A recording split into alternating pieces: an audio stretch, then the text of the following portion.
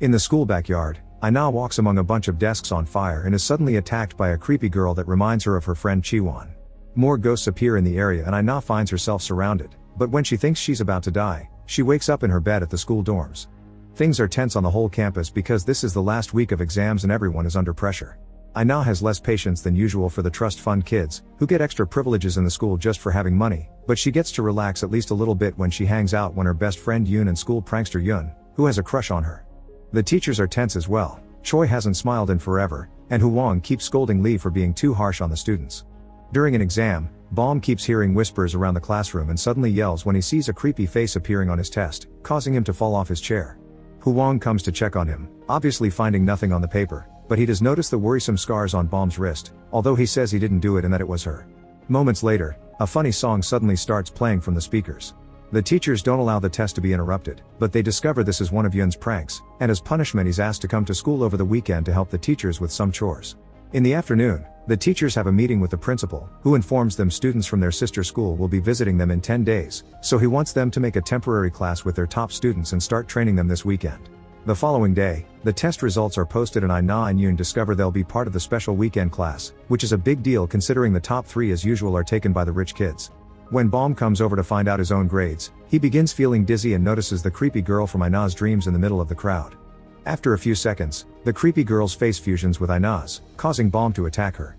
Other students immediately pull him away and an ambulance is called so he can be taken to a mental hospital. As the nurses drag him away, Baum yells at everyone to tell them they'll die soon. In the evening, guard Kim is doing his usual rounds when he suddenly hears a noise coming from under the building floor. It's Baum, who has escaped the mental hospital and has shown up at school with his hands covered in blood. He's obviously scared and keeps staring at something, but Kim doesn't know what.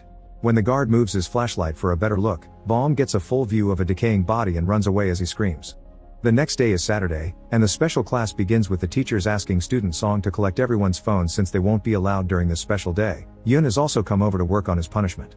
When the class begins, Huang notices a girl called Min is missing but assumes she's just late and begins the lesson anyway. Meanwhile, Song is on his way to take the phones to the staff room when he hears a mysterious voice calling his name. He follows the voice to the bathroom where he's shocked to be suddenly attacked by an unseen force that heavily wounds him before dragging him by the ankle under a stall door and then into the ceiling. Back in the classroom, Choi begins her lesson by playing an educational video that gets abruptly interrupted by a terrifying sight. Min is trapped inside a glass container that has an equation written on its side. Not taking it seriously yet, Choi tries to turn it off to no avail and sends Aina to the staff room to check what's going on. As she runs there, Aina notices every screen in the hallway is showing the same thing. And when she makes it to the staff room, she discovers the internet has suddenly gone down. At that moment, a creepy voice comes from the TVs announcing everyone will be taking a new kind of test. If they don't answer the exercises, then students will die one by one. If anyone leaves the campus, they'll also die, and all questions must be answered to get the full answer. Teachers and students are equally confused, not knowing what to make of this. To make matters worse, Kim comes in to confirm all phone lines have been cut off. None of the students have their cell phones with them, and the teachers discover theirs have been broken. Kim is sent to keep an eye outside while Aina and the teachers join the others in the classroom, where everyone is screaming because the glass container Min is in has started to fill with water. Thinking this may be another prank, Lee attacks Yoon and Huang has to pull them apart to stop things from getting violent. An argument begins among the teachers and everyone is so distracted by this that they forget about the equation until it is too late. Once the container is full of water, Min drowns. Seeing a real death convinces Lee that Yoon didn't do this, and he decides to go across the street to see if he can find a phone. Choi's reminders of the rule are ignored and the students decide to copy Lee, but as soon as they make it to the reception, they discover the rule had been true. Lee comes back covered in blood and dies as soon as he crosses the door while the voice reminds them they need to stay inside. Meanwhile, Baum has managed to get inside the building too and he wanders around, only stopping to doodle on a notebook while he hears more noises.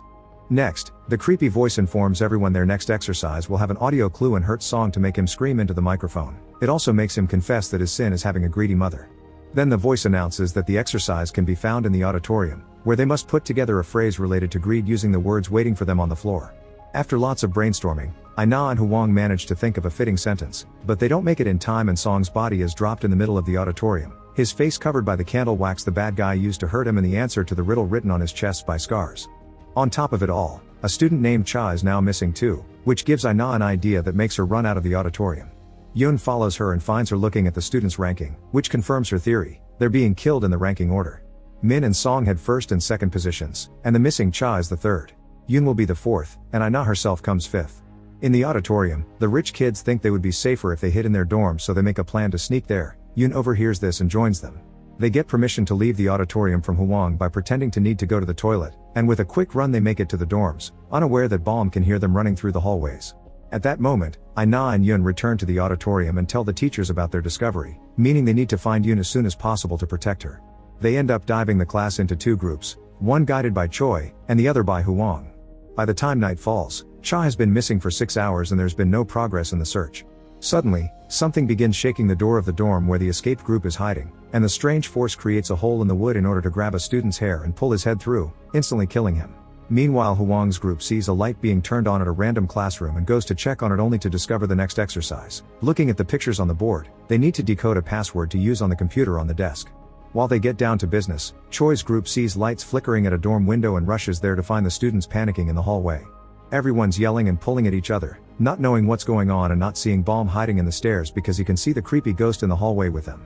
After a few moments of utter chaos, the lights start working normally again and they discover that the attacker made a mistake. They kidnapped a girl named Soo Jin instead of Yoon, who never left her bedroom in the first place. In the classroom, Hwang's group finds out the answer is on a warm spring day. Remember the auditorium. They put the password in the computer, but it's already too late. Cha is dead, and the body appears on camera together with the decaying face of a creepy woman. Such horrifying sight makes them scream and run out until they finally reunite with Choi's party. Afterward, everyone goes to the cafeteria so they grab a bite. While discussing the clue from the password, Aina realizes this is related to her former best friend Chiwon. She used to be the #1 student in their class because she always studied really hard in order to keep her scholarship since her family was poor to afford this school. One day, when the ranking was posted after another important exam, everyone was shocked to see Chiwon got 6th place, which meant she would have to leave the dorm after the next term. A few days later, Chiwon showed up dead in the auditorium under mysterious circumstances. The students in the cafeteria begin to wonder if Chiwon's ghost is doing this to them, causing a clearly uncomfortable Hwang to drop the subject because ghosts don't exist. After Kim comes to join them for dinner too, a melody starts playing somewhere in the building announcing the next test. Hwang decides he's had enough and goes looking for the murderer while Choi, Aina, and Yoon follow the song to the staff room, where a puzzle awaits them in the form of an anagram. To solve it, they must put the pictures together to recreate a photograph of the school. While Soo Jin is also heavily wounded by the attacker before she's put inside a washing machine, Yoon retrieves a matching picture from the reception to use as a guide during the solving of the puzzle. The plan works and the answer is revealed to be "I know who killed me, my anger will endure, face the truth." Meanwhile, Hwang keeps hearing weird noises outside and seeing shadows in the corner of his eyes. Suddenly, a mysterious force attacks him and pushes him away, so Hwang runs to hide in a closet and has to make a huge effort not to scream while a knife keeps stabbing the door. Luckily, the attacker goes away and Hwang finally gets to escape, bumping into Choi and the teens on his way out.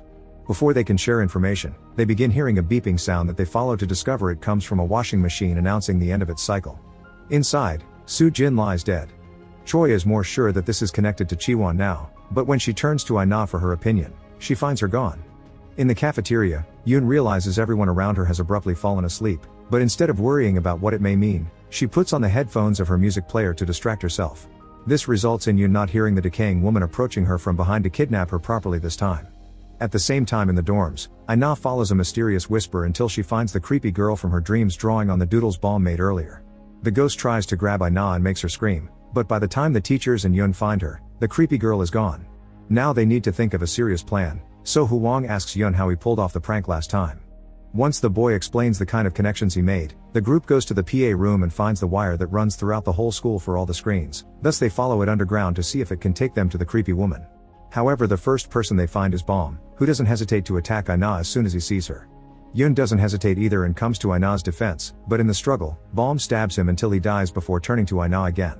This time it's Hwang who stops Balm, and in a fit of fury, he kills Balm with multiple hits. There's no time to grieve because the melody announcing a new riddle plays once more, this time together with Yoon screaming. Aina and the teachers follow the noise into a hallway with a locked door at the end. To open it they must solve the exercise written on it.